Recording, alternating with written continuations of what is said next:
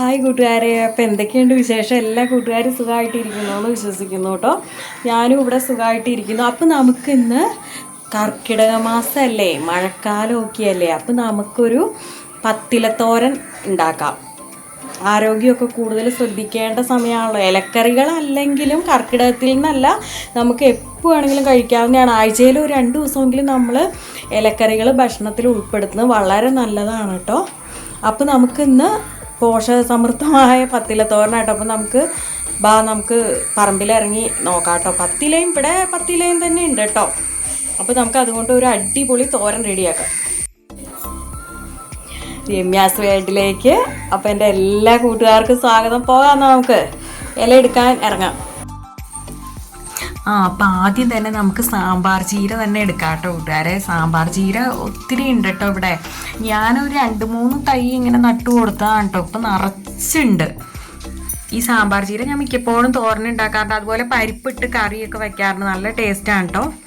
അടുത്ത് നമ്മൾ എടുക്കുന്നത് ചൊറിയണം എന്നൊക്കെ പറയുന്ന കൊടിത്തൂവയില്ലേ, അത് നല്ല ടേസ്റ്റാണ് കേട്ടോ തോരൻ വെച്ച് കഴിഞ്ഞാൽ. അപ്പോൾ അത് നമ്മൾ കയ്യിൽ വെളിച്ചെണ്ണ വെട്ടിയിട്ട് എടുത്താൽ മതി. അല്ലെങ്കിൽ ഇതെടുത്തിട്ട് നമ്മൾ ചൂടുവെള്ളത്തിൽ ഇട്ടിട്ട് നമ്മളൊന്ന് അരിഞ്ഞെടുത്താൽ മതി. അപ്പോൾ ഒട്ടും ചൊറിയൊന്നുമില്ല. വെന്ത് കഴിഞ്ഞാൽ പിന്നെ കുഴപ്പമൊന്നുമില്ല കേട്ടോ, ചൊറിയൊന്നുമില്ല, നല്ല ടേസ്റ്റാണ്. ഇനി നമുക്ക് തകരയില എടുക്കാം കേട്ടോ. അതെ, ഇവിടെ ഒത്തിരി തകരയില ഉണ്ട്.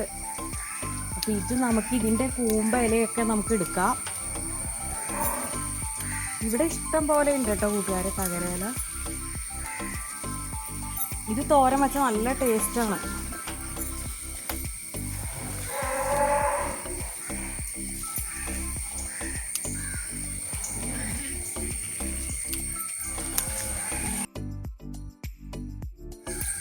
ഇനി നമുക്ക് ചേമ്പിൻ്റെ ഇല എടുക്കാം കേട്ടോ. അതെ, കൂമ്പ ഇലയുണ്ട്. അപ്പം ഇത്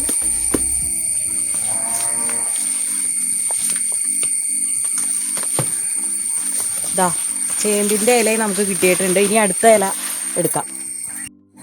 ഇനി നമുക്ക് ഈ ചേനയില എടുക്കാം കേട്ടോ. അപ്പം അതും ആയിട്ടുണ്ട്. ഇനി നമുക്ക് ഇവിടുന്ന് കഴുതാമയില എടുക്കാം കേട്ടോ.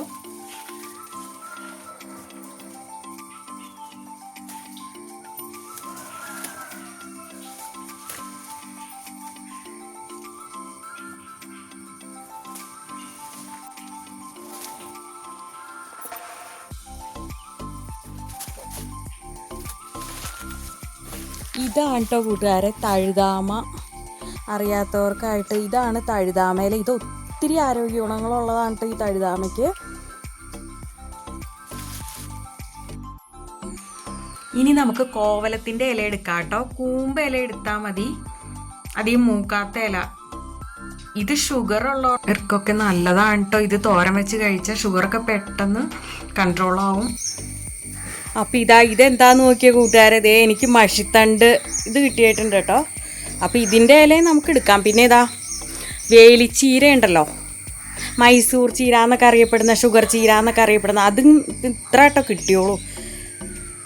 ഇത് കൂമ്പ ഇല ഇത്ര ഉണ്ടായിരുന്നോളൂ, മൂത്ത ഇല കൊള്ളില്ല ഇത്. അപ്പം ഇനി നമുക്ക് ലാസ്റ്റ് ഇല അതെ ഈ ചുവന്ന ചീരയുടെ ഇല എടുക്കാം കേട്ടോ.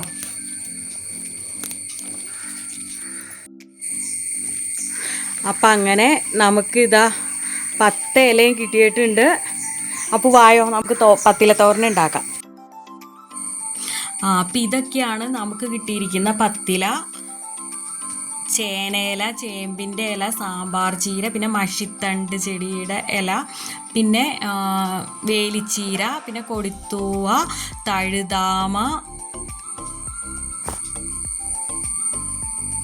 തകരയില, ചോമ്പ് കോവലത്തിൻ്റെ ഇല. അപ്പം ഇത്രയാണ് കേട്ടോ നമുക്ക് കിട്ടിയിരിക്കുന്നത്.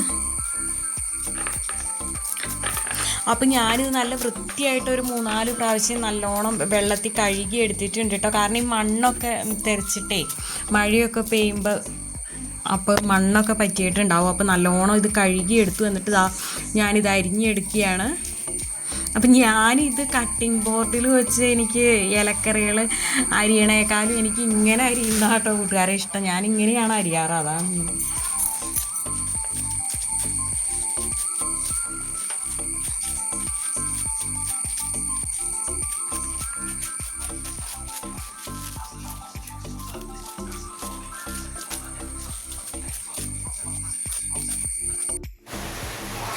അങ്ങനെ ഇതാ നമ്മുടെ 10 ഇലകളും നമ്മളിവിടെ അരിഞ്ഞെടുത്ത് കഴിഞ്ഞു കേട്ടോ. ഇനി നമുക്ക് ഇതുകൊണ്ട് പത്തിലത്തോരൻ റെഡിയാക്കാം കേട്ടോ.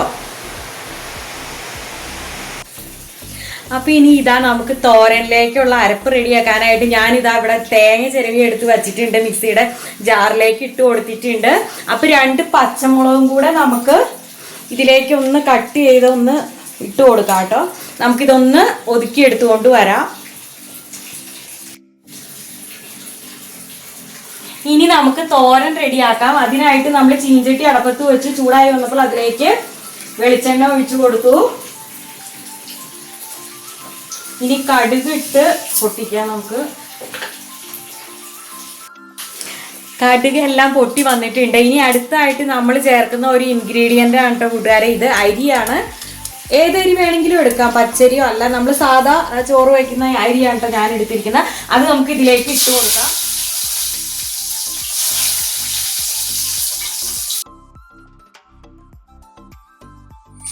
നമ്മൾ ഇട്ട് കൊടുത്ത അരിയെല്ലാം നന്നായിട്ട് മൂത്ത് നല്ലോണം മൊരിഞ്ഞ് വന്നിട്ടുണ്ട്. ഈ സമയത്ത് ഞാനിവിടെ 3 ചെറിയ ഉള്ളിയും 2 അല്ലി വെളുത്തുള്ളിയും ചെറുതായിട്ട് അരിഞ്ഞത് നമ്മൾ ഇതിലേക്ക് ഇട്ട് കൊടുത്തു. ഇനി ഇതൊന്ന് മൂപ്പിച്ചെടുക്കാം. അതൊരുവിധം മൂത്ത് വന്നപ്പോൾ അതിലേക്ക് ഞാനിവിടെ 1 ടീസ്പൂൺ മഞ്ഞൾപ്പൊടി ചേർത്ത് കൊടുക്കുന്നുണ്ട്.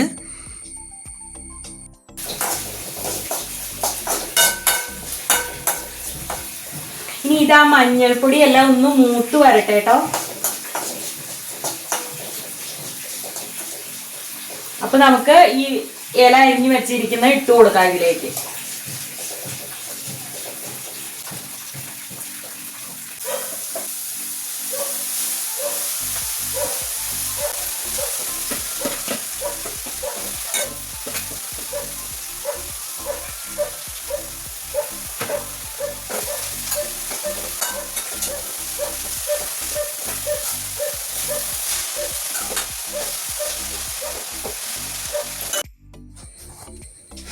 പിന്നെ ഇതൊന്ന് അടച്ച് വെച്ചിട്ട് ഇടയ്ക്ക് ഒന്ന് തുറന്നിളക്കി കൊടുത്താൽ മതി കേട്ടോ. പിന്നെ ഞാൻ ഇതിലേക്ക് 1 സവാളയുടെ പകുതി നുറുക്കി ചേർത്തിട്ടുണ്ടായിരുന്നു കേട്ടോ കൂട്ടുകാരെ. അത് കൂട്ടുകാർക്ക് വേണമെങ്കിൽ സ്കിപ്പ് ചെയ്തോളൂ. അപ്പം ഞാനിപ്പോൾ ഇലത്തോരനൊക്കെ വയ്ക്കുമ്പോഴങ്ങനെ അങ്ങനെ ചെയ്യാറുണ്ട് കേട്ടോ. സവാളയും ചേർത്ത് കൊടുക്കാറുണ്ട്. തീരെ ഒരുവിധം വെന്ത് വന്നപ്പോൾ നമ്മൾ അതിലേക്ക് നമ്മൾ ആദ്യം റെഡിയാക്കി വെച്ച തേങ്ങ അരപ്പുണ്ടല്ലോ, അത് നമ്മൾ ഒതുക്കിയ തേങ്ങ നമ്മൾ ഇതിലേക്ക് ചേർത്ത് കൊടുത്തു.